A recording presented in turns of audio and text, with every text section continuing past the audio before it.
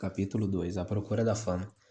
No dia 1º de setembro de 1893, Winston Churchill, agora com 18 anos, chegou a Sandhurst para ingressar na Royal Academy Militar. Era um dos 120 gentlemen cadetes cavaleiros, da turma de primeiro ano, os quais passariam o próximo ano e meio sendo treinados como oficiais de infantaria. Finalmente, Churchill conseguira se tornar cadete de infantaria, porque rapazes com notas melhores haviam resolvido seguir outras carreiras, deixando assim vagas para a transferência da cavalaria para a infantaria. Sandwich era bem diferente dos outros colégios que Winston frequentara. O currículo incluía equitação, treinamento e manobras militares, estudos de estratégia, engenharia e legislação militar, entre outras disciplinas. O regime era bem severo. Winston aprendeu as rotinas e rituais da vida militar, desde a contabilidade de regimento até como fazia uma inspeção, e pela primeira vez tinha prazer em cumprir suas obrigações. Winston sabia que sua carreira dependia de seu desempenho. Em Sandwich, ele se entregou aos estudos. Não era fácil e os treinos físicos, sobretudo, eram bem puxados para o cadete baixo e magricela. Winston estava satisfeito em Sandwich e os resultados eram visíveis. Randolph aprovara sua aparência bem cuidada e outras boas maneiras. Ele começou a apresentá-lo a líderes políticos e a jovens que se iniciavam a sua carreira na vida pública. Winston estava emocionado com as oportunidades que se abriam, mas sempre se procurava o amor e a amizade do pai. Ele se comportava com frieza e desaprovação. Randolph ainda parecia sentir prazer em achar defeitos no filho. Entretanto, quando o pai o atacava injustamente ou a comparava ao irmão Jack, Winston, em lugar de se defender, se desculpava. Ele estava se tornando um homem, e uma das suas responsabilidades era ter paciência com o pai. A saúde de Randolph havia piorado muito e já estava à beira da loucura. Infelizmente, ainda insistia em participar de sessões do parlamento, onde fazia um triste papel. O homem cujo brilhante discurso havia emocionado aquela assembleia agora falava de forma desconexa, quase delirante. Quando Randolph se levantava para falar, muitos outros se retiravam. Em 1894, os médicos de Randolph o convenceram a fazer uma longa viagem de navio, para melhorar suas condições físicas e seu sossego mental. Jane concordou em acompanhá-lo, e o casal partiu no dia 27 de junho.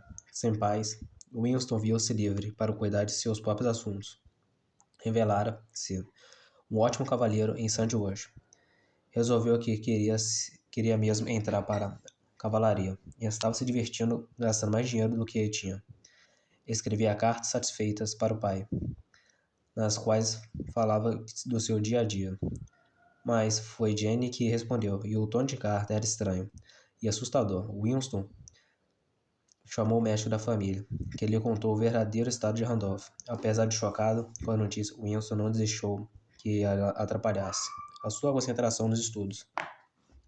Agora podia se considerar um acadêmico de sucesso. Formou-se em dezembro de 1894, e seu nome estava entre os melhores da turma. Randolph e Jane desembarcaram em Londres, na véspera do Natal. A viagem fora demais para ele, e os médicos não acreditavam que agora lhe restava apenas alguns dias de vida. Winston esperava que o pai ficasse satisfeito com suas notas na academia, mas passava a maior parte do tempo em coma e mal conseguia reconhecer o filho. Finalmente, no dia 2 de janeiro de 1995, Randolph morreu enquanto dormia. Apesar da sensação de perda, a morte de Randolph marcou o início de uma nova fase e, entusiasmadamente, a vida de Winston não estava mais sujeita às críticas negativas do pai e não precisava se colocar à prova permanentemente diante dele. Sempre sonhara participar da política junto a Randolph, mas a morte deste não diminuiu seu desejo de entrar para a vida pública. Agora começava a calcular a melhor maneira de ser eleito para o parlamento. Achou que ganhar fama e projeção com feitos militares seria uma forma mais eficiente de chamar a atenção dos seus possíveis eleitores. Winston estava pronto para entrar no exército, incorporou-se a um regimento de cavalaria aquartelado, aproximadamente 60 quilômetros de Londres. O treinamento era puxado e ele trabalhava duro, 2 horas a fio, mas sempre sobrava tempo para uma vida social intensa e para praticar polo, esporte no qual se tornou-se um excelente jogador. Desde que Churchill considerava a carreira no exército seu único passatempo possível para a fama era planejar alguma ação real. Em 1895, porém, só havia guerra em um lugar, e não era uma guerra britânica. Em Cuba, rebeldes lutavam para obter a independência da Espanha.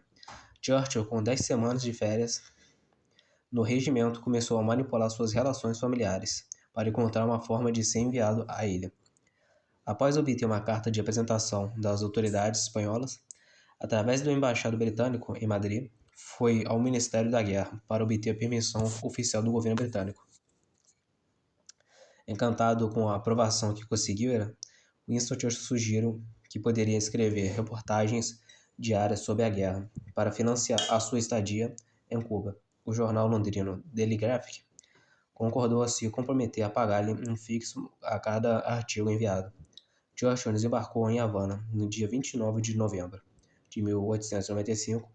Portanto, sua carta de apresentação foi recebida na frente de batalha por um general espanhol. Teve seu batismo no fogo no dia 1º de dezembro. Quando a unidade que se estava adido foi atacado por rebeldes de Cuba. Depois da batalha, Churchill recebeu uma medalha pela bravura, demonstrando durante o combate.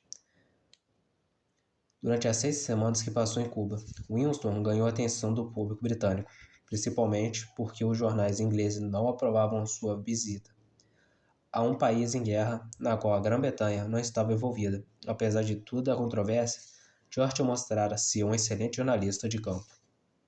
Suas reportagens tratavam de ambos os lados, mostravam um claro entendimento dos problemas em questão. Quando voltou à Inglaterra, Churchill se concentrou em outros assuntos, sempre procurando atingir seu objetivo, a eleição para o parlamento. Começou a utilizar as ligações políticas que fizera através do pai. Embora com apenas 21 anos de idade, Winston se sentia à vontade com os líderes políticos de sua época. Expressava suas opiniões livremente. Começou a se ver como alguém importante e estava impaciente para encontrar um lugar na vida política britânica, onde achava que poderia desempenhar um papel todo seu. Mas o jovem Churchill sabia que primeiro teria firmar o seu nome no exército, conquistando medalhas e se tornando famoso numa frente de guerra. Além disso, o exército era uma única forma de renda, e o dinheiro era um assunto importante para um jovem no início de carreira política, já que naquela época os membros do parlamento não recebiam salários. A fama e a glória que Churchill considerava essenciais para sua escalada política pareciam longe, pois não havia nenhuma ação militar à vista. Seu regimento estava prestes a partir para a Índia, onde nem se cogitava que houvesse guerra. Churchill tentou ser transferido para outro regimento, mas não conseguiu. Em outubro de 1896, ele e seus companheiros de farda chegaram a Bombay. De lá foram para o sul, onde ficariam aquartelados. A vida de um oficial do exército britânico na Índia em tempo de paz era luxuosa. Havia poucos para Churchill fazer, a não ser jogar polo. Seu regimento logo se tornou um dos melhores de todos, os que estavam destacados para a colônia. Winston não demorou muito a sentir-se entediado. O não fazer nada de um soldado ocioso era mais do que ele podia aguentar. Resolveu passar 2 horas livres lendo e aumentando seus conhecimentos, durante 4 a 5 horas por dia, enquanto os outros oficiais jogavam cartas. Churchill lia livros de história e filosofia. Aproveitava tudo o que ele lia. Tinha excelente memória, e as informações que acumulou-se mostraram de grande valor, pois ajudaram a alargar sua compreensão dos eventos humanos e expandir o campo de sua escrita. Após passar 8 meses na Índia, Churchill recebeu 3 meses de férias. Resolveu voltar para a Inglaterra durante o verão, traçando como momento o início de sua escalada política. Sua melhor chance, calculou, seria junto ao Partido Conservador, ao qual o pai pertencera. Insistiu até conseguir o que queria, a oportunidade de fazer seu primeiro discurso público, que foi pronunciado no dia 16 de julho de 1897, na antiga cidade de Bath. Foi calorosamente aplaudido pela multidão que assistia. Os jornais publicaram comentários elogiosos. Alguns dias depois, Churchill leu com interesse notícia de uma guerra na fronteira indiana. Homem de tribos nativas no Vale de Swat, uma região de importante estratégia. Perto da fronteira norte da Índia, havia-se mobilizado o território. Churchill não obteve um posto em nenhuma das 3 brigadas escolhidas para acabar com o levante, quando o comandante da força de campo sugeriu que acompanhasse a expedição. Como repórter, ele deu um jeito de conseguir um contrato com o Daily Telegraph. O conhecido jornal londrino vibrava por ir para mais uma vez para a frente da batalha. Passou 6 semanas na região em guerra, enviando 15 cartas para o jornal, nas quais descrevia a estranha guerra contra as tribos locais. Ele também envolveu-se em primeiro serviço ativo numa série de enfrentamentos que se revelaram bastante difíceis para os ingleses. Houve 150 baixas. Winston lutou corajosamente, submetido ao fogo inimigo, durante várias horas, mas sem receber nenhuma medalha, fato que o decepcionou. Após a luta na fronteira, Churchill voltou ao seu posto regular no sul da Índia. Já unido ao regimento, descobriu uma nova forma de compensar a indigência que enfrentava. Escreveu um livro contando sua experiência na guerra indiana, que ele chamaria de The Story of the Malakand Field Force, História da Força de Campo de Malakand. Como sempre, Churchill atirou-se ao trabalho. Não hesitou em protestar contra a política britânica, ou em demonstrar o fascínio que tinha pela guerra, trabalhando furiosamente. Terminou um manuscrito em apenas 7 semanas. O livro foi muito elogiado pelo seu estilo forte e honesto. Importantes membros do governo escreveram para Churchill, dando-lhe parabéns. E muitos consideraram que a sua sabedoria e compreensão dos assuntos humanos eram notáveis para alguém com apenas de 23 anos. Em 1898, outra guerra chamou a atenção de Churchill. Na África, o general Kitchener, o mais famoso imperialista de sua geração, estava em campanha contra guerreiros muçulmanos, que lutavam para acabar com o domínio colonial britânico.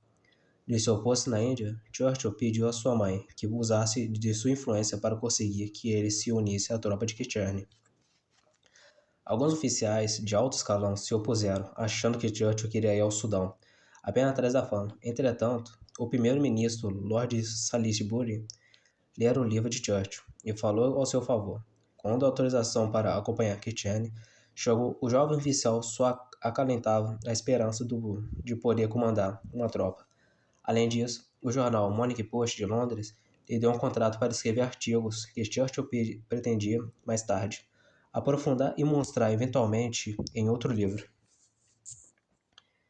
Nesta guerra, ao longo do rio Nilo, os soldados britânicos lutavam contra os soldados muçulmanos, que queriam proteger a sua religião, a memória de seu líder, Mahdi.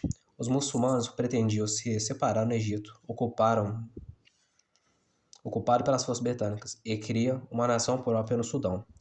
As forças nativas eram bem mais numerosas do que os soldados de Kitchener, que nesse momento se moviam lentamente em direção ao Omdurman, a capital muçulmana. Foi no Sudão que Churchill viveu sua ação militar mais perigosa. Em Omdurman, participou da sua carga de cavalaria contra o exército muçulmano, onde demonstrou grande coragem e ao fim da qual estava certo de ter se matado ao menos 3 homens.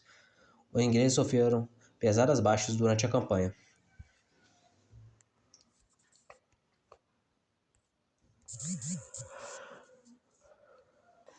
No entanto, a guerra ainda se arrastou por mais um ano. O general Kitchener se tornou um herói, mas houve um incidente, depois descrito por Churchill, que ofuscou um pouco a sua fama. Quando suas tropas ocuparam Omdurman, Kitchener ordenou que o túmulo de Mahdi, o líder que fora responsável pela morte do general Gordon 13 anos antes fosse destruído e os ossos jogados no rio Nilo. Kitchener também ordenou que a caveira de Mahdi lhe fosse entregue como troféu de guerra Churchill descreveu minuciosamente em seus artigos para o jornal as atitudes de Kitchener, acusando o general de ter sede de sangue e de matar soldados muçulmanos que clamavam por misericórdia. Churchill sabia que suas reportagens provocariam um grande rebuliço, o que efetivamente aconteceu. Quando o incidente da destruição do túmulo veio à tona, a Rainha Vitória ficou furiosa. Muitos oficiais enviaram cartas ao jornal afirmando que a crítica do jovem repórter a militares de patentes mais altas beirava a insubordinação. De fato, apesar de Churchill haver descrito várias facetas de Kitchener, tanto como bons quanto ruins, ele admirava muito a habilidade e a paciência do general. Este era sem dúvida nenhum um homem impiedoso e sem compaixão, um soldado que cometia atos de bárbaro logo após suas maiores vitórias. Seus artigos de Churchill provocaram furor, também lhe valeram uma reputação de honestidade. Na sua determinação de conhecer a verdade, Winston estava também aprendendo sobre a natureza complexa dos grandes homens. Quando Churchill deixou o Sudão, em setembro de 1898, tinha certeza de que, através dos artigos que escrevia, poderia ganhar dinheiro suficiente para se candidatar à Câmara dos Comuns. Voltou à Índia para terminar seu tempo de serviço e deixou o exército poucos meses depois. Winston Churchill chegou a Londres em abril de 1899, pronto para desembarcar em sua carreira política, deslanchar sua carreira política. Para se candidatar ao parlamento, precisava encontrar um distrito onde houvesse eleições. Em breve, havia uma vaga na chapa do Partido Conservador, em Oldham, centro da indústria têxtil. Com uma grande população trabalhadora, Churchill tinha pouca chance de ganhar. Seu adversário, candidatos ao Partido Liberal, eram bem mais conhecidos pelos eleitores e representantes. Por tradição, os interesses da classe trabalhadora britânica, ao passar que Churchill era desconhecido, não só na região, mas também dos políticos em geral. Apesar dos esforços que fez durante a campanha eleitoral, com infinitos discursos, nos quais praticamente repetiu o slogan que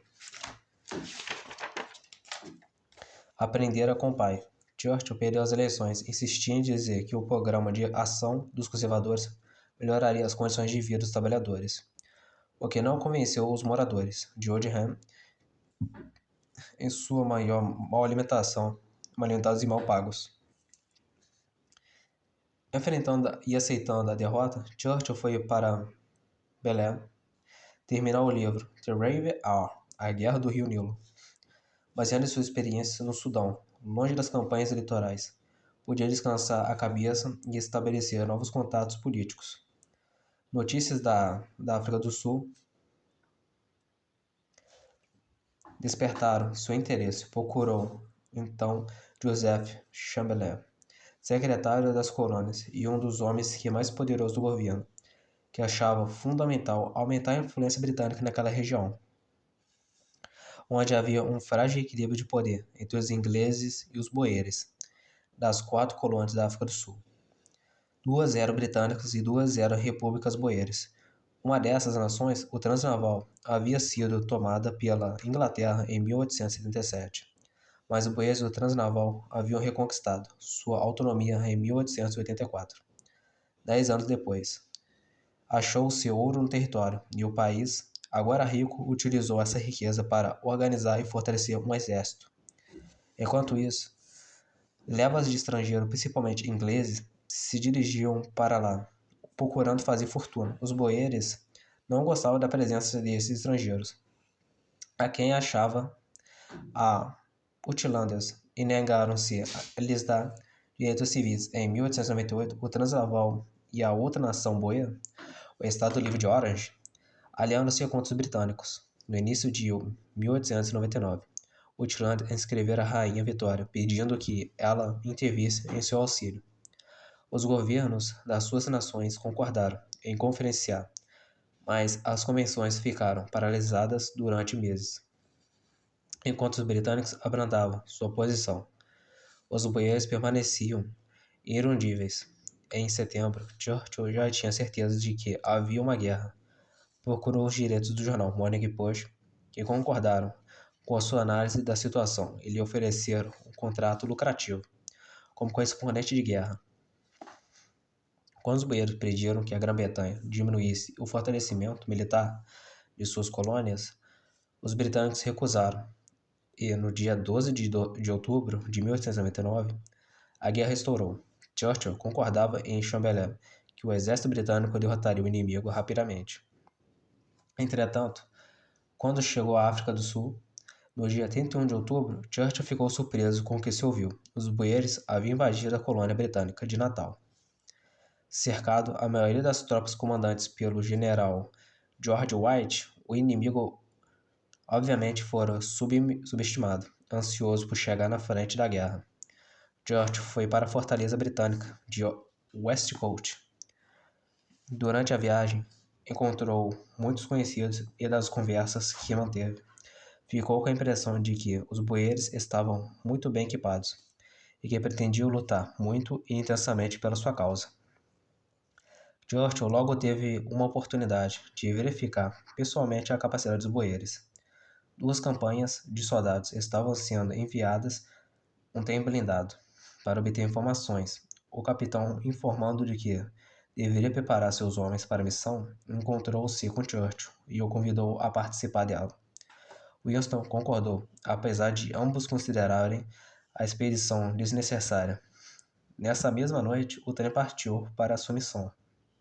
Na manhã seguinte, um grupo de 500 cavalarianos boeres viu o trem e o esperou num lugar bem alto, de onde se tinha uma boa visão dos trilhos. A emboscada foi fulminante, liderados pelo brilhante Louis Boston. Os boeres atacaram, assustado o maquinista do trem, acelerou todo vapor, e quando o trem dobrou uma curva fechada, acabou batendo num monte de grades, de pedras, com os boeres haviam colocado nos trilhos.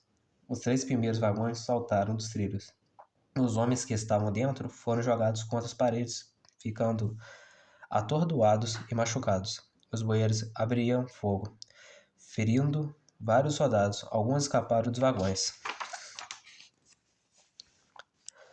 Procuraram se esconder, e Churchill, no fundo do trem, pensou em usar a locomotiva para tirar os vagões dos trilhos. Empurrando-os, a locomotiva poderia entrar, se acoplando aos vagões de trás, mas não foi possível. Churchill então começou a levar os homens feridos para a locomotiva, sob o fogo cerrado do inimigo. De repente, um grupo de boieiros apareceu perto dos trilhos. Um soldado a cavalo aproximou de Churchill, que, procurando sua pistola, percebeu que Alexandre no trem. O repórter do Morning Post ergue os braços em sinal de rendição. Churchill e os outros sobreviventes foram levados para um campo de prisioneiros, em Pretória, capital do Transnaval. Chegaram no dia 12 de novembro e foram conduzidos a um conjunto de casas, cercados por arame farpado. Como era jornalista e pertencia à família Churchill,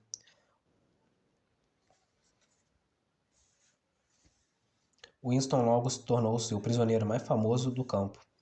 Tentou usar o seu status para ser solto, mandando retiradas cartas aos membros do governo boer.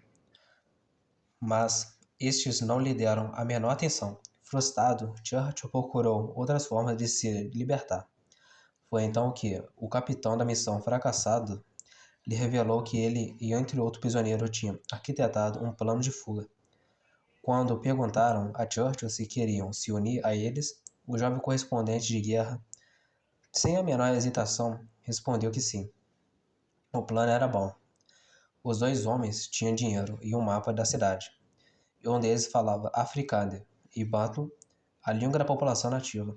Resolveram testar o plano no dia 12 de dezembro, quando foram verificar os postos de guarda das latrinas, onde iam fugir. Perceberam que a sentinela estava especialmente atenta. Apesar do risco, Churchill não aguentava esperar mais. Aproveitando um minuto de distração da vigilância, soltou a janela do banheiro, disfarçado com as roupas civis. Passou calmamente por vários guardas e começou a longa e árdua jornada para a África Oriental Portuguesa, de onde iria de navio até Durban, principal porto da colônia britânica de Natal.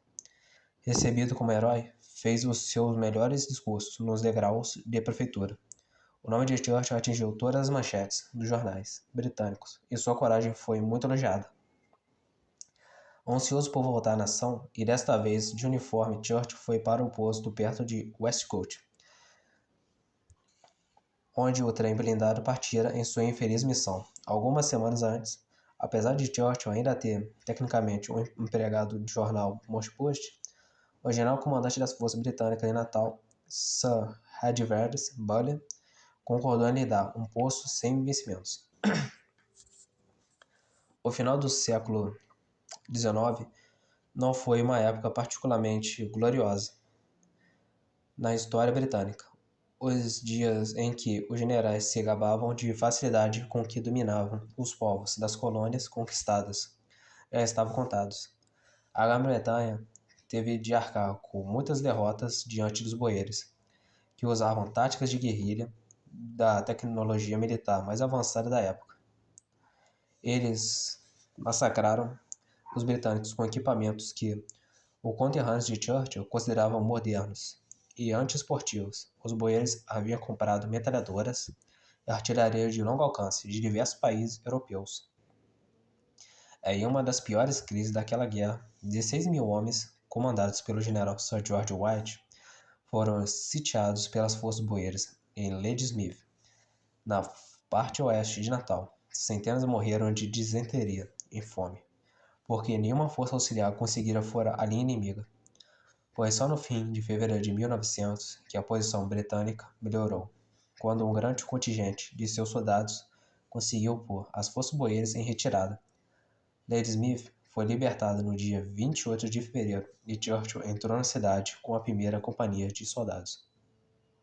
Churchill, sem dúvida, deixara sua marca na África do Sul. Um agente lhe ofereceu uma viagem pela América do Norte, onde faria palestras sobre sua experiência na guerra, e muitas revistas queriam contratá-lo como correspondente. Entretanto, os enfrentamentos contínuos continuavam em setembro de 1900. Depois da queda de Pretória, o Transnaval foi anexado. Churchill participou de uma última batalha e resolveu, então, que já era tempo de deixar a África do Sul. Neste curto e movimentado período de sua vida, Churchill conseguira fazer exatamente o que pretendia: chegar à fama. Assim seus propósitos estavam se realizados, pois a glória lhe daria uma base sólida para a carreira política. Os artigos e livros que planejava escrever serviriam para financiar essa carreira, embora sua ambiciosa busca de medalhas e fama o tivesse indisposto com muitos de seus companheiros e oficiais superiores. Sua reputação de homem corajoso era inabalável. Na realidade, Churchill lutara em 3 guerras, enfrentando perigos e pondo-se à prova a cada vez. Por isso, havia aqueles que respeitavam por sua sabedoria e ambição. O encaravam como um jovem gênio, ainda que um tanto excêntrico e pouco convencional. Mas Churchill estava apenas começando. Agora sua busca de sucesso e fama teria por cenário a própria Inglaterra. E com isso finalizo o capítulo 2.